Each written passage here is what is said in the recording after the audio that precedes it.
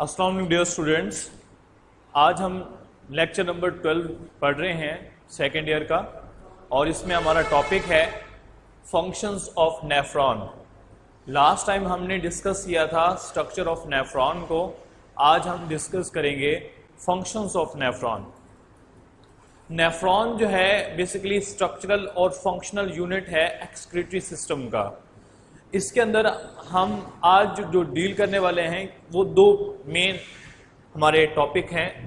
पहला है हमारे पास filtration of blood, how filtration of blood take place, और दूसरा हमारा पॉइंट होगा फॉर्मेशन ऑफ यूरिन, और जो यूरिन बनता है वो डाइल्यूट है या कंसंट्रेटेड है, उसके अंदर हम ये भी डील करेंगे। सबसे पहले हम देखते हैं फिल्ट्रेशन ऑफ ब्लड को। अब हम फिल्ट्रेशन ऑफ ब्लड को क्यों करते हैं? क्योंकि हमारा जो ब्लड है, ब्लड के अंदर बहुत सारे नाइट्रोजनस वेस्ट मटेरियल होते हैं जो कि ब्लड की जो पीएच है उसको चेंज कर देते हैं, या जो उसके अंदर कंसंट्रेशन है उसको चेंज कर देता है। इसलिए जो ब्लड है उसकी फिल्ट्रेशन की जाती है। दूसरा पॉइंट है यूरिन फॉर्मेशन। जो नाइट्रोजनस वेस्ट मटेरियल होते हैं हमारी बॉडी से, जो है वो यूरिन की फॉर्म में एलिमिनेट हो जाते हैं हमारी बॉडी से, जिस प्रोसेस को एक्सक्रीशन कहते हैं, क्योंकि हम होम्योस्टैसिस के चैप्टर को डील कर रहे हैं। जो यूरिन है उस यूरिन फॉर्मेशन के आगे तीन फेजेस हैं। सब फेजेस की बात करें, पहली फेज यूरिन फॉर्मेशन के अंदर है फिल्ट्रेशन, दूसरी फेज है रीअब्जॉर्प्शन, और तीसरी फेज है हमारे पास सिक्रीशन। लास्ट तीन पैराग्राफ मिलेंगे नेफ्रॉन के अंदर। सबसे पहले मैंने यहां पर एक डायग्राम बनाई है। इस डायग्राम को अगर गौर से देखें तो हमारे पास ये जो पार्ट है कप शेप स्ट्रक्चर जो है ये बुमैन कैप्सूल कहलाता है, और इसके अंदर जो मैंने ब्लड ये वाली जो बनाया है ये ग्लोमेरुलस कहलाता है। ये हमने लास्ट टॉपिक के अंदर डील किया था। अब ये देखें, अब यहां पर फिल्ट्रेशन के प्रोसेस को हम रीड कर रहे हैं तो याद रखिएगा जो ग्लोमेरुलस होता है इसके अंदर जो ब्लड कैपिलरीज होती हैं इनके अंदर छोटे छोटे सुराख होते हैं, पोरस होता है, और दूसरा इसका जो ब्लड प्रेशर होता है वो नॉर्मल जो ब्लड कैपिलरीज होती हैं उनसे ज्यादा होता है। क्लियर? तो मैंने यहां पर दो पॉइंट लिखे हैं, ये आप अपनी बुक पे भी लिख सकते हैं। Glomerulus capillaries are highly porous. जो ग्लोमेरुलस की कैपिलरीज होती हैं इसके अंदर क्या होते हैं, बहुत ज्यादा सुराख होते हैं, ज्यादा। उसके बाद दूसरा पॉइंट है blood pressure of the glomerulus capillaries is high which is 50 mmHg। 55 mmHg होता है, जबकि नॉर्मल जो ब्लड कैपिलरीज होते हैं उनका ब्लड कैपिलरीज का जो प्रेशर होता है वो 25 mmHg होता है। तो देखिए यहां पर जो ब्लड प्रेशर है वो बहुत ज्यादा है। तो ये दो रीजन हैं, एक तो ग्लोमेरुलस कैपिलरीज जो वॉल्स हैं वो पोरस हैं, दूसरा पॉइंट है जो ब्लड प्रेशर है वो भी ज्यादा है। तो इसकी वजह से क्या होता है, इनके अंदर फ्रैक्शन की वजह से फिल्ट्रेशन प्रेशर डेवलप हो जाता है, और वो फिल्ट्रेशन प्रेशर की वजह से ब्लड कैपिलरीज में से जो नाइट्रोजनस वेस्ट मटेरियल होते हैं या वाटर होता है, साल्ट हो गया, न्यूट्रिएंट्स हो गए, यूरिया हो गया, स्मॉल प्रोटीन्स हो गए, ये ब्लड कैपिलरीज यानी ग्लोमेरुलस से निकल कर कहां चले जाते हैं, बुमैन कैप्सूल के अंदर। इस प्रोसेस का नाम होता है फिल्ट्रेशन। यानी we can say that the movement of the substances from capillaries of glomerulus into Bowman capsule is called filtration. Definition अगर हम रीड करें तो हम कहेंगे the movement of the small molecules which is mostly water, salt, nutrients, सिर्फ large proteins और blood cells के अलावा बाकी चीजें मोस्टली तौर पर वो जो है वो ब्लड में से रिमूव होके यानी ग्लोमेरुलस कैपिलरीज में से निकलकर कहा जाते हैं lumen of the Bowman capsule. As a result of high blood pressure and due to the large number of pores in glomerulus is called filtration. उसके बाद हमारे पास आता है, अब फिल्ट्रेशन के बाद फिल्ट्रेशन का प्रोसेस जैसे होगा, जो मटेरियल बुमैन कैप्सूल में आ जाएगा उसको हम नाम देते हैं glomerulus filtrate. What is the mean of glomerulus filtrate? The filtrate यानी वो मटेरियल जो कि फिल्ट्रेशन के बाद वुमेन कैप्सूल में आएगा, which is appeared in lumen of the women capsule after filtration is called glomerulus filtrate. और इसके ये जो होगा पोर्शन जो होगा ये प्लाज्मा फ्री जो है वो प्लाज्मा फ्री प्रोटीन ये वाला पोर्शन होगा। इसमें प्रोटीन्स जो है वो लार्ज प्रोटीन नहीं होगी। उसके बाद filtration pressure. What is the mean of filtration pressure? Filtration pressure basically कि जो हमारे पास वॉल्स हैं कैपिलरीज की वो एक तो पोरस हैं, पोरस होने के साथ साथ उनके अंदर ब्लड प्रेशर भी ज्यादा है। अब क्या होता है जब वो ब्लड वहां से पास होता है तो क्या होता है वह फ्रैक्शन प्रोड्यूस होती है। फ्रैक्शन के रिजल्ट में वहां पर एक प्रेशर डेवलप हो जाता है जिसको हम नाम देते हैं फिल्ट्रेशन प्रेशर। डेफिनेशन क्या होगी? The fraction of pressure which is required for filtration, यानी फिल्ट्रेशन के लिए जो प्रेशर की फ्रैक्शन रिक्वायर्ड होती है उसको हम नाम देते हैं फिल्ट्रेशन प्रेशर। Point clear? अब सेकंड हमारे पास पॉइंट है रीअब्जॉर्प्शन। हम रीअब्जॉर्प्शन को नेक्स्ट देख लेते हैं। अब यहां फिल्ट्रेशन हो चुकी है, फिल्ट्रेट आ चुका है वुमेन कैप्सूल में, अब वो मूवमेंट करेगा, आगे की तरफ मूव करेगा और मूवमेंट करता हुआ चला जाएगा प्रोक्सिमल कन्वोल्यूटेड टिब्यूल के अंदर, टिब्यूलर पोर्शन के फर्स्ट पोर्शन के अंदर। क्लियर? अब यहां पर जैसे ही जाएगा ये मटेरियल यहां पर पहुंच चुका है और साथ ही ब्लड कैपिलरी भी मौजूद है जिसको हम पेरिटेब्यूलर कैपिलरीज कहते हैं। पेरिटेब्यूलर कैपिलरीज के अंदर जो ऑस्मोटिक या वाटर पोटेंशियल होता है वो लो होता है, जबकि हमारे पास जो प्रोक्सिमल कन्वोल्यूटेड टिब्यूल के अंदर जो मटेरियल है उसका जो फिल्ट्रेशन प्रेशर है और सॉरी ऑस्मोटिक पोटेंशियल है वो क्या होगा, या हम कह सकते हैं वाटर पोटेंशियल जो है वो हाई होगा।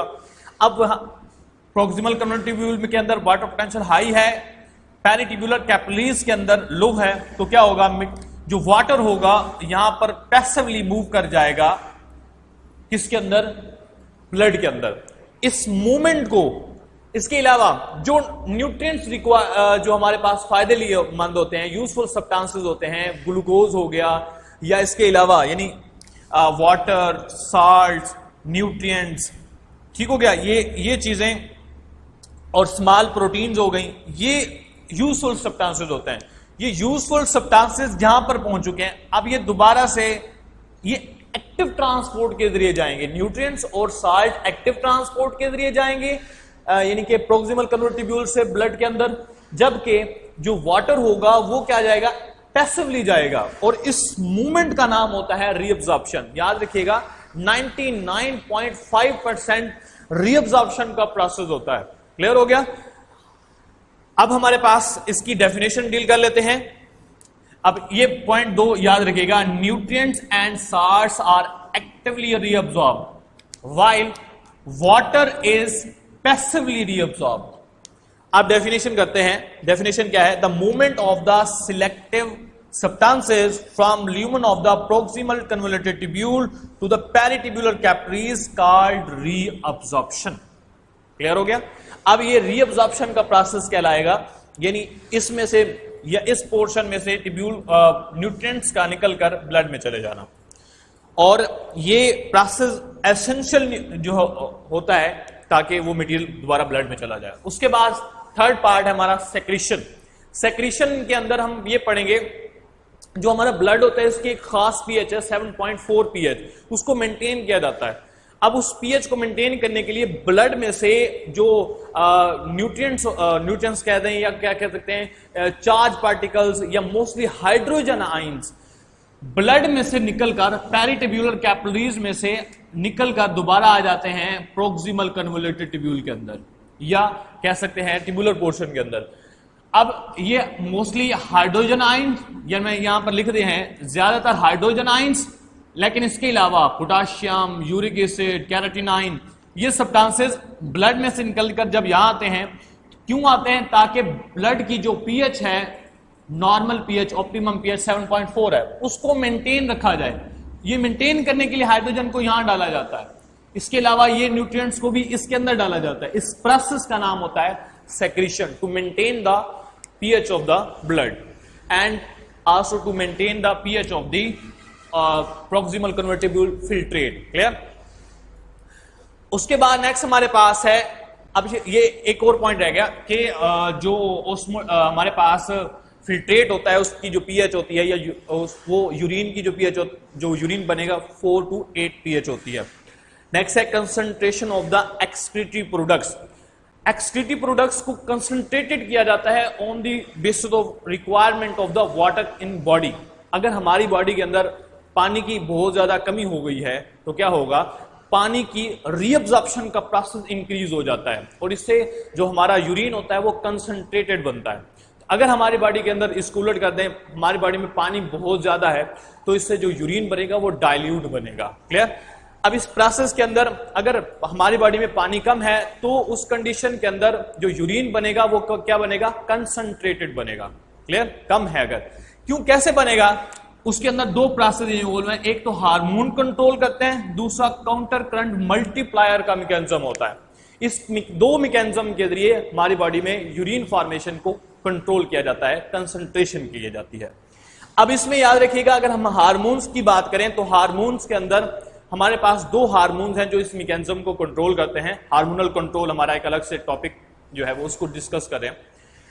जो हमारे पास सोडियम आयंस होते हैं इनको रीअब्जॉर्ब किया जाता है। क्यों किया जाता है वो भी बताता हूं, लेकिन सोडियम रीअब्जॉर्ब करने के लिए हमारे पास हार्मोन्स होते हैं एल्डोस्टेरोन। ये basically ascending loop of Henle में से पोटेशियम आयंस की पेरिट्यूबुलर कैपिलरीज के अंदर जो है वो रीअब्जॉर्प्शन करवाते हैं। क्लियर? उसके बाद हमारे पास है, इसके बाद हमारे पास है एक और हार्मोन जिसका नाम है anti diuretic hormone. Anti diuretic hormone जो होता है बेसिकली ये कलेक्टिंग डक्ट में से वाटर की रीअब्जॉर्प्शन करवाने में इन्वॉल्व होता है। क्लियर? अभी हमारे पास नेफ्रॉन है, अब मैं इसको जनरल बता रहा हूं। नेफ्रॉन है, नेफ्रॉन का ये वाला पोर्शन जो होता है, ऊपर वाला पोर्शन, ये वाला पोर्शन कह सकते हैं ये कॉर्टेक्स के अंदर होता है, कॉर्टिकल पोर्शन होता है। और जो इसके नीचे वाला पोर्शन होता है ये जस्ट्रा मेड्यूलरी नेफ्रॉन, नीचे वाला पोर्शन जो है ये होता है मेड्यूलरी कंसंट्रेटेड पोर्शन। जो कॉर्टिकल पोर्शन होता है इसका जो ऑस्मोटिक पोटेंशियल होता है वो 300 मिली ऑस्मोल होता है, ऑस्मोलैरिटी होती है इसकी। जबकि जो नीचे है ये 1200 मिली ऑस्मोल्स होता है। मतलब नीचे मेड्यूलरी पोर्शन कंसंट्रेटेड होता है जबकि ऊपर वाला पोर्शन जो है वो डाइल्यूट होता है। अब क्या होता है, जब वाटर नीचे की तरफ फिल्ट्रेट नीचे की तरफ मूव करता है तो इसमें से डिसेंडिंग लूप ऑफ हैनले में से ब्लड के अंदर वाटर को रीअब्सॉर्ब किया जाता है। जबकि जो असेंडिंग लूप ऑफ हैनले है इसमें से सोडियम आयंस को क्या किया जाता है, रीअब्सॉर्ब किया जाता है। अब इसमें देखें, एक नीचे मूवमेंट है, एक ऊपर मूवमेंट है, ऑपोजिट डायरेक्शन में मूवमेंट हो रही है। इस प्रोसेस का नाम होता है counter current multiplier. Counter current multiplier की मदद से क्या किया जाता है, हमारी बॉडी के अंदर जो यूरिन होता है, अगर हमारी बॉडी में जो पानी की कमी हो गई है तो काउंटर करंट मल्टीप्लायर के जरिए पानी की ज्यादा से ज्यादा रीअब्जॉर्प्शन करवाई जाती है और जो हमारे पास यूरिन बनेगा वो क्या होगा, कंसंट्रेटेड होगा, कंसंट्रेटेड होगा। क्लियर हो गया? अब आखिरी पॉइंट है कि जब डिसेंडिंग लूप ऑफ हैनले में जाएंगे तो वाटर की रीअब्जॉर्प्शन और असेंडिंग लूप ऑफ हैनले में जाएंगे तो सोडियम आयंस की रीअब्जॉर्प्शन, और इसके अलावा जो हार्मोन्स हैं वो भी कंट्रोल करते हैं। अब दो पॉइंट बनते हैं मैकेनिज्म की अगर हम बात करें। अगर हमारी बॉडी के अंदर जो है पानी बहुत ज्यादा है, ऑस्मोटिक, अगर हमारी बॉडी में इंटरस्टिशियल फ्लूइड में पानी है तो क्या होगा, टिश्यू फ्लूइड के अंदर पानी अगर ज्यादा है तो यूरिन जो बनेगा वो क्या बनेगा, यूरिन जो है वो डाइल्यूट बनेगा, पानी अगर ज्यादा है। क्यों? क्योंकि जो कंसंट्रेशन डिपेंड करती है वो डिपेंड करती है रीअब्जॉर्प्शन के ऊपर। अगर हमारी बॉडी में पानी ज्यादा होगा तो एडीएच या इसके अलावा आप कह सकते एल्डोस्टेरोन, इनकी सिक्रीशन कम होगी, रीअब्जॉर्प्शन कम होगी।